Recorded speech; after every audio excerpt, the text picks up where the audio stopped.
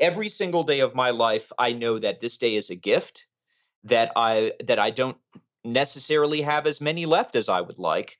And every day I'm making choices with that day.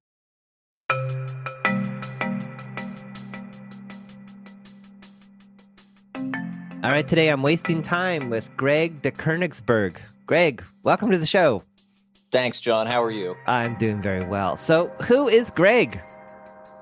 Who am I? Well, I've been at Red Hat for a long time, so I guess you could say I'm an open source person. Done a lot of jobs, worked for a few open source companies, and mostly I work in the open source community, which means I try to figure out clever ways of turning beer into code. It sounds very. I work in the open source community. What for someone that has no idea what the open source community is? What would you tell them? Think about a large group of volunteers around the world who are producing software.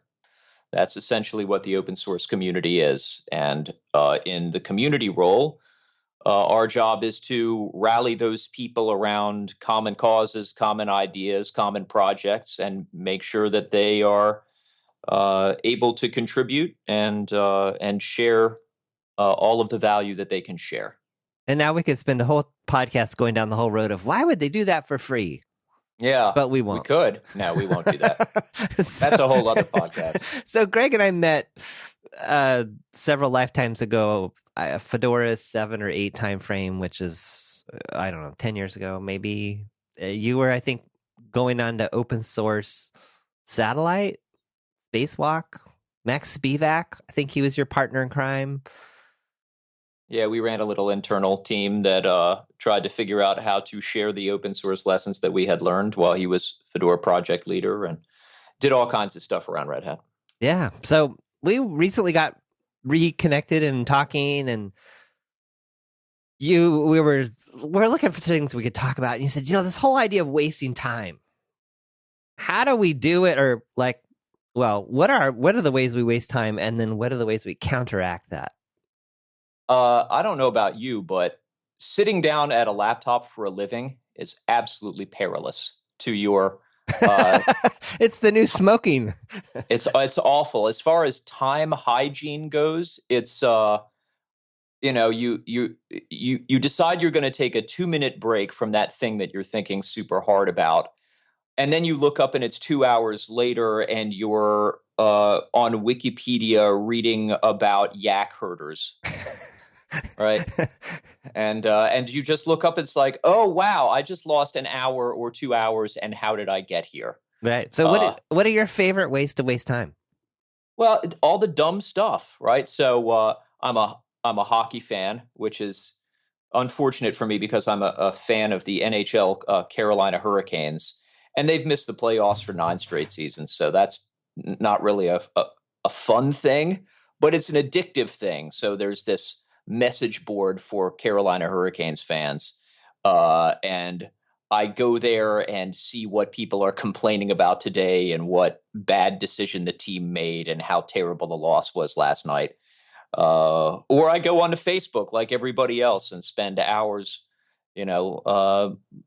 looking at what my friends are generally complaining about.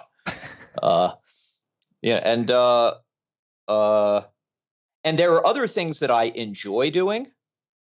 Yeah, what are some of your favorite things? Well, playing the piano, or playing a good game of chess with a friend, or actually going and playing hockey instead of complaining about it on the internet. These are things I like to spend my time doing, which means actually setting aside time to make sure I'm doing those things instead of the dumb things that eat up all our time when we're not looking. Right. What are your tells? Do you have any early warning indicators that say, oh my gosh, I'm on the verge of about to waste 2 hours of my time? Yes. In preparation for doing almost any task that I don't want to do. Right? Right. And that's the danger sign is always the same. Okay, I've got to tackle this task that gives me some level of anxiety for whatever reason. Okay. But before I do that, I need to fortify myself by doing this thing that will put me at my ease. Okay. Mm. So, and, and that thing immediately can spiral off into, all of the things that I shouldn't be doing. So it's some fake fortification. Right. That's right. It's sort of, I think that I have identified the problem as always, uh, I'm experiencing some anxiety about the task that I'm going to do. And so, a large part of how I fight that is, number one, make those other things unavailable to me, right? Make it just hard enough to do those things that it's sort of because it's all habit, right? Uh, Habit is the stuff that you routinely do. And if you routinely waste time, it only takes just a second of, reinforcing that you shouldn't do that to sort of put a little break in that habit. So then I can focus on the other thing, which is taking that task that makes me anxious and breaking it down into the smallest components that I feel like I can do next, right? Because generally, when I'm anxious about a task, it's because I'm not sure exactly what I'm going to do. I'm not sure if the thing I'm going to do is the right thing. And so breaking that task down into subtasks that makes me feel less anxious. Say more about doing the right thing. In what way? Which right thing? Because well, they're all the right thing. Yeah. One, and depending on your personality type, I think some people get stuck there more than others. In other words, and I'm thinking, have you done the True Tilt? The Tilt 365 thing? No, I haven't, and I should. Okay. I'm speculating as to what quadrant you're in, but there's one quadrant, which is impact. That quadrant just tends to just take action. They have an idea to take action. Then there's clarity, which is the opposite quadrant. That's the one that I'm in, which is I need more data. Need to have lots of data. Need to make sure need to be really concerned about how this is going to affect other people, and then we'll take action. And there's pros and cons to both quadrant. Right, and you need both. Yes, that's the thing. You need both, and I think that, and they both have negative associations if you sort of overindulge, right? Because a bias towards action, if it's too strong a bias, is impatience, right? It's because you don't have the patience to actually think things through. You just want to do something, and you feel anxious if you're not doing anything, right? So too much anxiety in that direction leads you to do things rashly. And on the other side, if you're, on the analysis side, too much of that is because you're anxious about not having enough data that you're going to make the wrong decision. And so that's sort of paralysis by analysis anxiety. And so, in doing the right things, I guess what you have to do is sort of maybe figure out which quadrant you're in and try to move a little bit to the other one in a way. Yeah, no, and that is the goal. That's the interesting goal of the tilt model, is kind of different, I guess.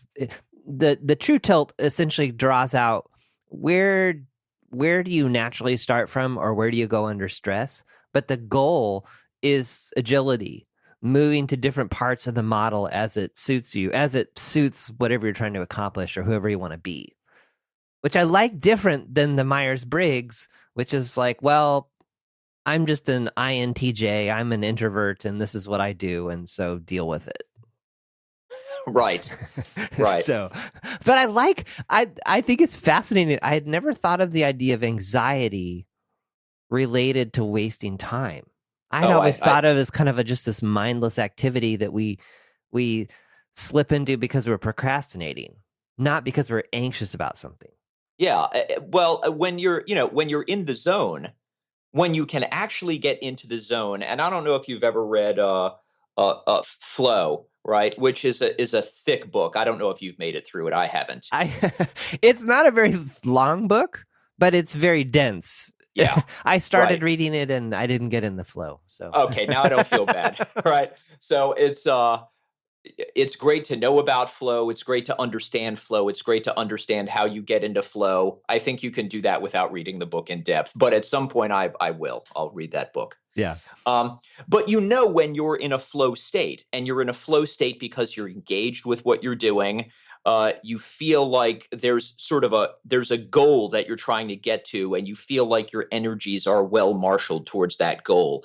And if the goal is interesting to you, and feels like it's purposeful, or gives you pleasure, then that's the state that I think most people would prefer to be in. And I think the inability of getting to that place, or a fear that you can't get to that place, I don't know about for other people, but for me, that's almost always about anxiety, right? And it's anxiety about, is this goal actually the right goal? Is this goal a valuable goal, right? Is this just a goal that I've set in front of me because it's the thing I'm supposed to do, or is it a thing that I'm engaged in doing, right? And sometimes, when you work for a living, you're going to have goals that you have to accomplish that aren't necessarily very engaging, but you still have to figure out how to get yourself into that flow state, right? Mm-hmm. So it's all about sort of figuring out what makes you anxious, why it is that you might not want to do this thing, sort of figuring out for yourself what the value is. Well, if I do this, that will allow, and frequently a lot of the ugly work that you have to do, the scut work, the stuff that you really don't want to do, is sitting in the way of something that you do want to do, right? At least for me, right? Oh, I know that this thing is going to take me like 3 hours, and it's just a pain. But once I get through it, it will allow me to do this other thing that does have more meaning to me. But let me check Facebook first, so I'm really right, so I exactly. feel good enough to get started. Right. And I know it's going to take me 3 hours, and that 3 hours is going to be painful and boring, and I'm not going to like it. So let me just go do this other thing for a minute, you know.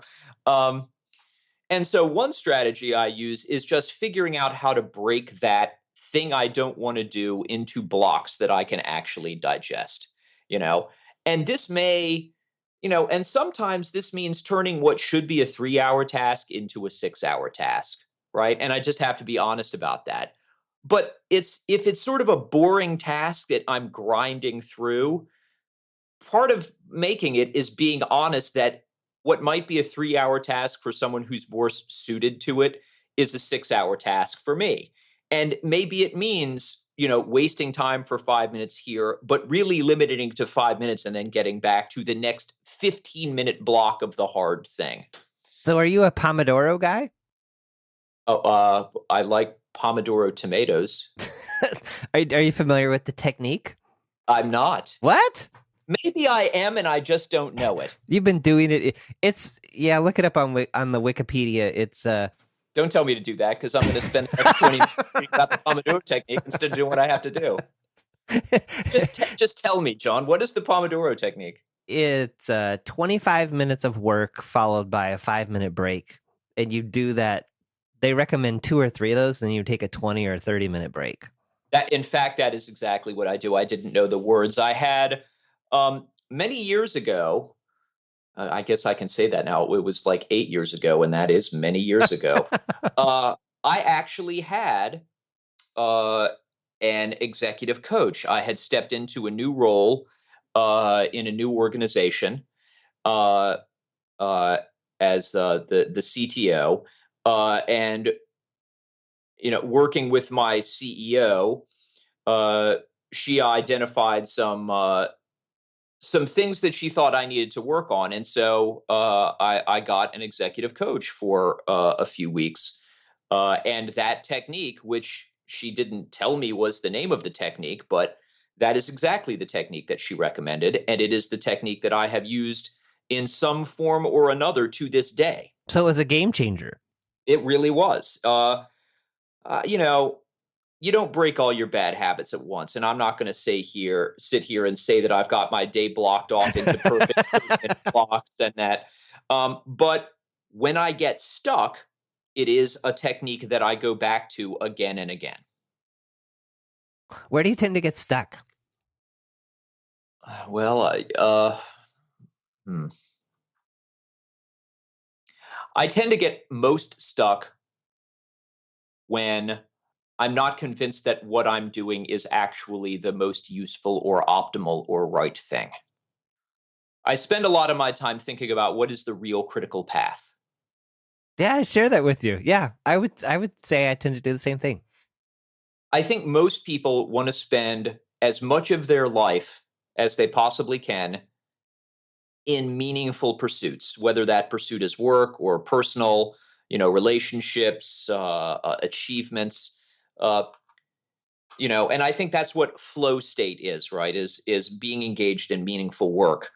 And I am most frequently stuck when I feel like the work that I'm doing is not the most meaningful thing that I could be doing at any one given time. Yeah, and I've been struggling with that recently because as I build my business, there are all these blocks that it's like blocks of things that I could be doing that I have no idea if they're going to pay off or not. Right. So I went to a Right. webinar the other day. I paid to go to a webinar, which I thought was totally worth it. Chris Brogan did this thing on LinkedIn. Yeah. And I got a lot of good ideas, but it's like, okay, am I really going to get clients from LinkedIn? I don't know. Let me think about that. Maybe, I don't know. I'll let me start updating my profile. Oh, I don't know what to do. You know what? I need a Facebook page. I should have a Facebook because like, what if someone looks me up on Facebook and they don't find anything and then they'll think I'm not legit? Right. So, how do you create a Facebook page? But do I need it? So it's like all those things. And yeah, some days it's just, I find myself just bouncing between like one thing to the next. And other days it's having a conversation with myself that says, you know what? You don't know if any of these things are going to pay off. But yeah, back to this Pomodoro technique. Just Right. spend 30 minutes, ding dong. Like just sit down for 30 minutes and just start writing, or open a text document and just start writing the text that you think you want to put on LinkedIn. And let's see where you get to. And sometimes there's a breakthrough and sometimes there's not. But Right. yeah, trying to move multiple things forward when you're not sure where the real payoff is Right. is challenging. And that's and sort of, and for me, well, I always have multiple things that I'm interested in pursuing. And one of the reasons for that is not everything in your life always goes the way you want it to. And so for me, I've always got 2 or 3 projects. My wife is a knitter, so I say on the needles, right? 2 or 3 projects on the needles. So that in case I'm sort of demotivated or demoralized by one thing that I'm hitting a roadblock on, I've got another thing that I can move on to sort of get some of that flow feeling back, right? So I've got my day job. Fortunately, my day job is fairly flexible, so I've got meetings I have to attend. I've got work I've got to do, but I'm very fortunate in that I have some flexibility to shape my work day. And then I've got music, which is a passion, and then I've got keeping fit, so skating, playing hockey. And those are sort of the big blocks for me. Oh, and also learning Chinese, because in our modern world, it seems to me like a good idea to learn Chinese these days.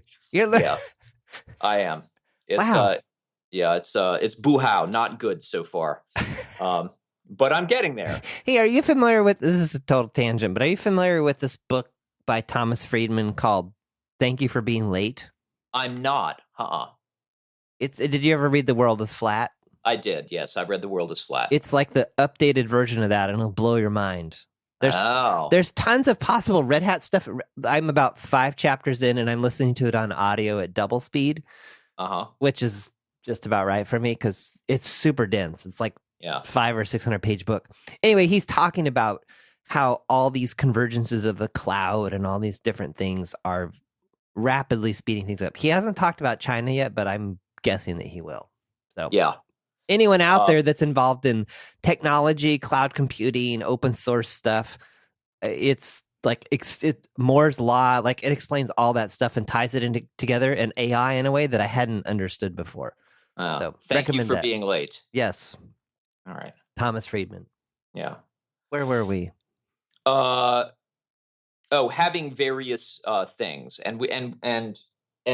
so I was talking about how I have different projects to keep me engaged so that one thing isn't going well, I can sort of move my focus to another thing for a little while and feel like I'm achieving some success. Where do you keep these things? Do you have like a Trello board, a sticky? So like, what do you use? I have a notebook, John. I love it. Yeah. So it's very, how does that work? So imagine it's like a Trello board, except you have a physical interface. Wow. And you write does it have a mouse? Words on paper. No, you use a pen, which is a small instrument that puts ink on paper. It's kind of like digital ink, except it's analog ink. That sounds kind of retro. You can't erase it. No, it's so funny. I was having the conversation with someone the other day about the best way to take notes. And I was like, notebook. Like, I love composition books. Are you familiar with dot journaling? No, what's that? Oh, it's great. So there's this. It's part of. When you get these fancy notebooks like the Moleskines, and everyone wants to fill their Moleskine and make it, just optimize it and make it pretty and colorful and all that. Well, there's a whole community of people called dot journalers. And the reason it's called a dot journal is because you can use little dots as bullet points. And then when you accomplish the dotted thing, you draw an X through it. Or if you need to defer it to the next day, you put a little right-facing arrow on it. Wow. Or if you need to move it back to your backlog, you put a little left arrow on it and then go to your backlog page and add it to your backlog page.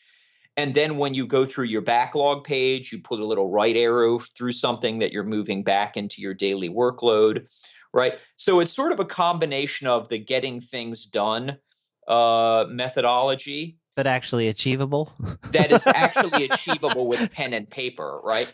And I could do these things on a computer, of course, but I got enough computer in my life, dude. Yes. And there's something that is satisfying about an analog journal and just writing something down and drawing the X through the dot when I've crossed it off, and having the sense that I can just take the journal with me and sort of be reflective, and, the opportunity of being productive when I'm not sitting down at a computer is super attractive to me. Mm-hmm.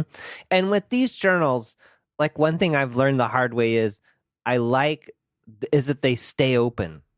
So like, I've used spiral notebooks, and I like those because you can just have the one side of the page on your desk and it doesn't take up the full thing with it's open. Or I like a composition book that will stay open. The thing I've hated is I picked up some free, really cool notebook at an open source conference, and the thing didn't stay open on its own. Yeah, and I was constantly like fighting it. I was like, oh, this is really cool. I like the paper and the pictures and stuff, but it doesn't work. You know what? That's a good argument for a spiral bound notebook. I like my Moleskine so much, though, the little quad lined with the so I don't. You're a total hipster.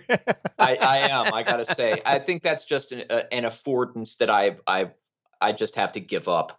I recognize that having a spiral bound notebook that sits flat on your desk is a better solution, but I'm not going to do it. Yeah. Well, and that's interesting because I go back and forth. Trello is kind of like deep storage. I probably have 300 or 400 cards there. Like, every time I think of something, it goes there.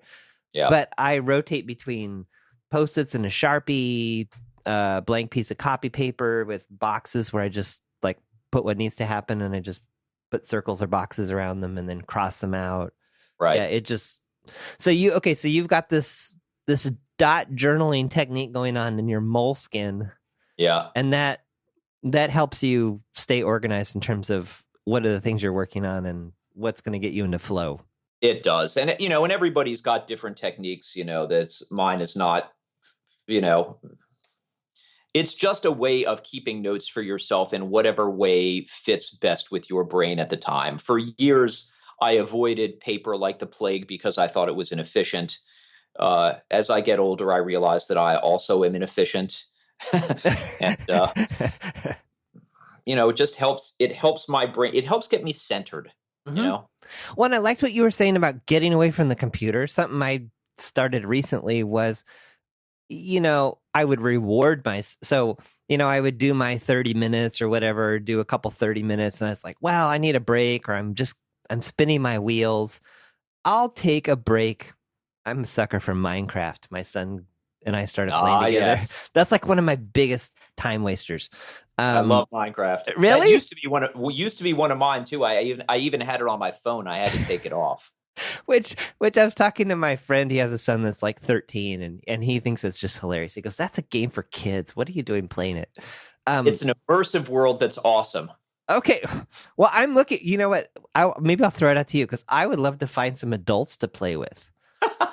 like right. Just go hardcore, just play. I mean, and I know that people do this with like Call of Duty and other stuff, but I never got into that, and I don't have a gaming console. But anyway, what I found is I'll be like, oh, I'm going to reward myself and play some Minecraft and go find some more diamonds. And 30 minutes later, I don't feel any better. Yeah. Because I'm still stuck at the screen, or I'll go check the news, which that is a whole black hole unto itself. Yes. Or social media. But there's something about getting up and going outside and walking around the block. For this co-working space I'm working at, there's a nice little loop that takes me 10 minutes. Yeah. And I'm finding that I feel completely different when I take a 10-minute break that gets me off of my butt. To go, even if it's raining outside, I'll walk around the office, inside the office. I'll just walk up and down the floors. It's a totally different effect than, I played Minecraft for 30 minutes and I did something totally different. The human body really is built to walk. It's really interesting. There's, I remember reading some sort of historical biological anthropology sort of thing where, the growth of the human brain evolutionarily was related to, farming and walking, and I don't remember the source, and it was probably nonsense anyway. But there's sort of this resonance to just taking a walk and getting a little bit of exercise and being outside. A thing that I used to do that I got away from and keep thinking about going back to was working on a walking treadmill. Mm-hmm. And I did this for a number of years. And once my knees started getting mad at me, I ended up doing it less. Maybe that's just a function of better shoes. But walking at 2 miles an hour, no faster, and I made the cheapest imaginable desk and put it on top of the arms of my home treadmill. And I could walk for hours and be productive, sort of thinking a little differently. And I had some really productive times doing that. Mm. Well, one thing I would throw out to people for walking is leave your phone behind. Yeah. You will feel so naked. And I'm not a big phone person. Like, I purposely do not have Twitter or Facebook on it and other things. It's mostly phone calls and texting and Trello. Yeah. But there is something I recommend to anyone. Next time you try this 10-minute walk to clear your head, leave your phone behind. You will feel like you have lost your wallet or you're naked. Like, there's something weird going on there. Some people are starting to propose that our brains are changing culturally, and that we are becoming essentially sort of cyborg-ish, in that the dependency on our devices is so great that it's changing our brain chemistry. The wiring, really? Which is maybe scary, maybe fascinating, maybe some of both. And being without your phone can, it causes people anxiety. Yeah, it really does. Back to the anxiety thing. Well, I've even seen some articles. I haven't read the articles, but I heard them cited, which says that even having your phone near you, even if it's in silent mode or even if it's off, is different than if you take your phone and you stick it in a different room in terms of trying to concentrate. I completely believe that. And so, and one of the things we're talking about is little mechanisms for combating time wasting. I've got this great app for my phone called Forest. Oh, I've heard of that one. And it's amazing. It's cute and dumb. And basically you plant a tree. You plant a little tree, and then when you bring up the phone, all you see is that tree. And if you try to go do something else, it says, you're going to kill your tree. And this motivates you.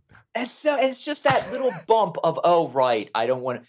And it's super effective because you can also whitelist apps. So you can select that set of activities on your phone that are okay, that are acceptable. Right. So my Chinese vocabulary drill is on the whitelist, because if I'm going to, quote unquote, waste time, at least if I'm wasting time, going over my Chinese, then I'm learning something. And I feel like it's not a waste of time. In fact, I sort of build an assumption into my day that I will spend 15 to 20 minutes every day, quote unquote, wasting time on Chinese. So that's okay. It's something I plan for. But if I'm doing anything else, Forest will pop up and say, why are you going to your web browser? You're going to kill your tree. And it's just amazing how effective it is when I do it. It really is, one of those little game changers. Yeah, and I heard that mentioned. Ryan McRae, he's been on a previous episode. He has a newsletter and a website and a whole work around ADHD. And I think that was in one of his newsletters, was that app. It's amazing. You mentioned blocking stuff. I've been playing around with Self-Control, which is a Mac app. So it's a Mac app that you can put in a white or a blacklist of sites you don't want to go to. There's also a browser plugin. Yeah. Have you played with that one? It's brutal. Go on. No, it locks down. So for me, what I was finding was, family would have dinner, and then it's like, oh, I need to relax because I'm tired and I worked all day. I'll check the news. I'll read, and then an hour and a half later, I'm like 5 times as depressed as maybe I started. And then like, oh my gosh, and now it's time to go to bed. So anyway, this thing locks your computer down. I happened to trip across the Etsy host file the other night and saw that it was sticking stuff in there. So what it does is you give it a list of sites, you tell it how long, and then no matter if you reboot, tweak this file, like you are locked out of these sites I set it for a day. That's hardcore. And I'm finding that is, even when I get that little twitch to like, well, let's see what's going on, I can't. And it's like just a reminder to get back to work. And the funny thing for me is that long before any other sort of productivity apps were out there, this is one of my very earliest geek techniques, was editing the Etsy hosts file. and set it to 0.0.0. Yep. And just set everything to localhost that I don't want to see. Right. And so I would have, so I've got basically a shell command that I just run on my desktop called Workday. And when I run Workday, it copies an Etsy host file that has the list of all the places I know I shouldn't be going during the workday, and it overwrites the Etsy hosts with that file. That's brilliant. And then when I type playtime, I've got the and I've still got a few sites blocked in playtime because there are some sites I just don't want to go to anymore. Right? It's just a permanent reminder, you don't go there anymore. Right? Well, I like the conscious, intentional, even the words. That's like right. You're typing playtime, which is like, okay, it's playtime, or this is work time. That's right. That's exactly the point. And I think that apps like the one you're talking about, we're all coming from that same angle. I think it's a very intuitive. I wish there were a way that I could control my impulses a little better. And you don't need much. You just need a little help so that when you go to Facebook or when you go to CNN or wherever you're getting your news, instead of going there, you get this blank page that says, that site isn't found, dude. Right. And it's like, oh, right. Yeah, I didn't want to find it anyway. It doesn't really help me live a better life. That's right. That's right. And there will be times when, I'll just, I'll put all news sites into that block list. Hmm. Just like I don't want to read news right now. Do you do any like night before preparation for the next day with your dot journaling? I do. So every day, I go through all of the things in my journal, and no, it's a lie. I don't do it every day. I try to do it every John, I have day. this ritual at 6:30 p.m. I Yeah, sit down with that pen and paper I talked about. yeah. Except I don't do it every day. I do it most days. Um, I like, thanks for being real. I get so tired of listening to these productivity shows and like, yeah. yes, for the last 365 days, I've had a morning routine that starts promptly at 5 a.m. Uh-huh. and I have a glass of water and I do the, yeah, go I'm not doing that. ahead. I mean, I do it as much as I can, right? And I always, it's the thing that I can reset, Right. right? Okay, you got away from this habit. You know this habit is productive. It has proven to work for you in the past. Circumstances got you off kilter. There's this thing in your personal life or this thing at work that's really getting you down or something else, and you got out of this habit. But you know that you always have that habit to return to get you back on the right path. So I would say 4 days out of five, Hmm. I'm actually going through and doing all these things, right? So I've got the list of daily dots that I always check off. I always have a certain level of fitness I do, a certain level of home chores I do, a certain level of music work, right? I always put on an hour of music, whether it's producing something or practicing. And I make sure that every day I've got those dots cleared off, right? And I can go a month hitting all of those dots when things are going good. And then, so, and then you sort of wonder, well, if I'm getting all the dots, maybe I'm picking dots that are too easy and I should up my game a little bit, right? And yet, if you're like producing or doing something musical every day over the years, the compounding effect of that has got to be amazing. There's a saying that I love from Bill Gates, and that is people overestimate what they can accomplish in a year and underestimate what they can accomplish in a decade. And I think it's exactly from what you talk about is the compound effect of getting in the habit of doing things over and over, right? Uh, and the frustrating thing, of course, is that when you live your life, you're living your life in it, and all you see is the few days around you. And it can be pretty difficult to go to a level up and look at the broader scale of what you have accomplished and what you hope to accomplish.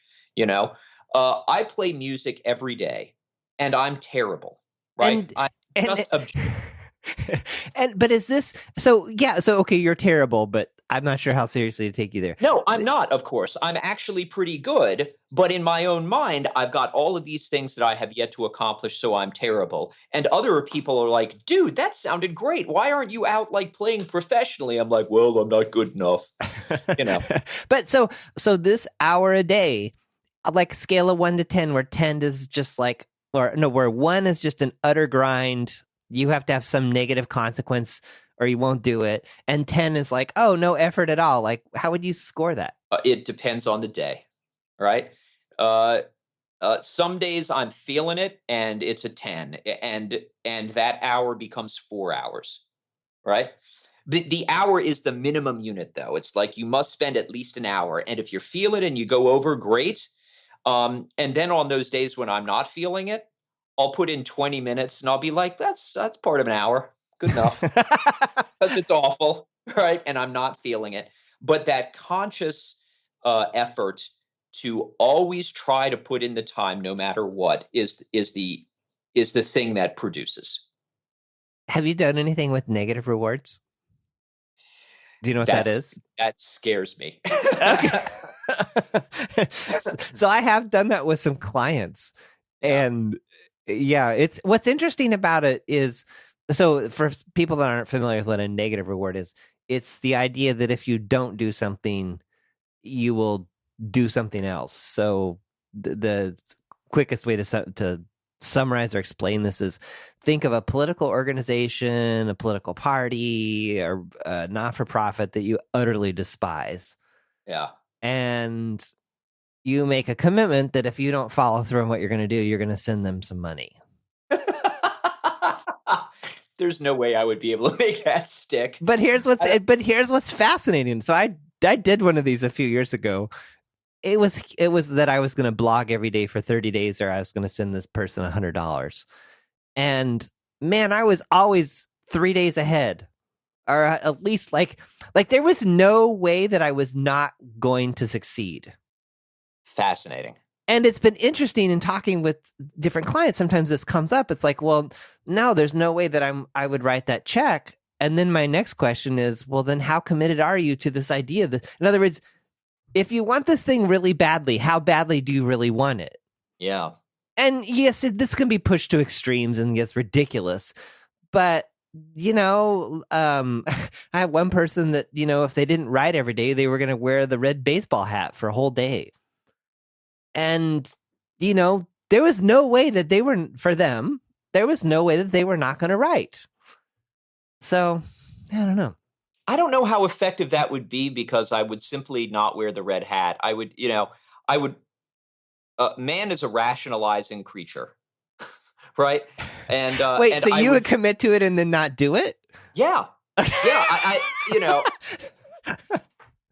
I think I work best with positive reinforcement. Okay. I think that's what it is, right? Well, and that's good to know about yourself. Yeah. Yeah. I just don't think that technique would work I don't know. Maybe I should try it and put myself to the test. Mm-hmm. But no, I'm not going to, because I know the answer. I know I would say, because I would never actually be able to make myself take that seriously, I think. I just wouldn't do the thing I would despise. And I guess the forcing function can be, is to say, okay, send me the check and I will put it in the mail if you don't follow through. So in other words, you take away that final painful step. It's kind of out of your hands. Yeah. I guess you could lie though and still say, well, I did what I said I was going to do. Right. So that I don't want to. But so the key question there is, how do you commit to something that's important? Right. And I find that I don't actually have problems with committing to the things that are actually important. I may not commit as much time as I would like. I may not be as focused as I would like, but I have to give myself permission for that, because there are a lot of things going on. Everyone has a busy life. I do my best to put the big rocks first. And every day at the top of my journal, I've got my journal right here. In fact, let me get it out. So today is March 23rd, 2018, Friday. And this is my 48th year, 31st week, and 4th day of my life. Wow, you write that down every day? Every single day for the past 2 years. That's powerful. It is powerful. It every day, every single day of my life, I know that this day is a gift, that I don't necessarily have as many left as I would like. And every day I'm making choices with that day. There's a great website called Wait But Why. I don't know if you've ever heard of it or seen it. It really helped put this in context for me. The week is the sort of interesting unit of measuring the goals in your life, because you have so many seconds and so many minutes and so many days and so many weeks and months and years like that. But the week for me, and this, Wait But Why is what sort of proposed it, is the unit of measurement that is long enough where you feel like you can accomplish something, but scarce enough that you know that they're not unlimited, right? Because there's 50 weeks in a year and 500 to 52, weeks in a decade. I thought. Yeah, well, round numbers. I'm not so good at math, right? 50-ish weeks in a year, 500-ish weeks in a decade, right? So a decade is only 500 weeks, all right? And you think about that. You put 500 balls into your hand and take them out one a second, and in, 7 minutes, whatever, all those balls are going to be gone. And 500 weeks, that's a decade. It's not that long, right? So that's a TED Talk, man. Well, someone else has already given it, so too late there. For me, I don't need a fake motivation because the motivation for me is that I only have so much time left. And the older I get, the more conscious I am of it. And maybe that's a little, so it's kind of heavy and blah, blah. I like it. I like heavy stuff. But it's the reality, right? Time is life. And the majority of my life is in all likelihood already over, right? That's 48 years that are gone and they're never coming back. So what I have in front of me is the time that I have in front of me. And all the techniques that I use are to make sure that I'm using every one of those days and weeks to get as much as I can out of it. And, a lot of that is just accepting there's a bunch of stuff I'm not going to do. There's a bunch of stuff that I think is important that's not important. And that's what helps me distill and get over that anxiety of, am I doing the right thing? Well, you better figure out what the right thing is so you're doing something, because, life doesn't go on forever.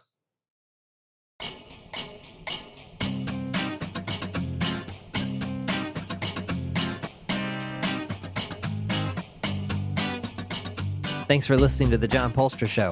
Notes, links, and all that other good stuff for this episode are at johnpolster.com/podcast. Send your questions, ideas, or a simple hello to podcast@johnpolster.com. Want to stay up to date on new episodes and receive notifications of upcoming events? Register your email address at johnpolster.com/updates.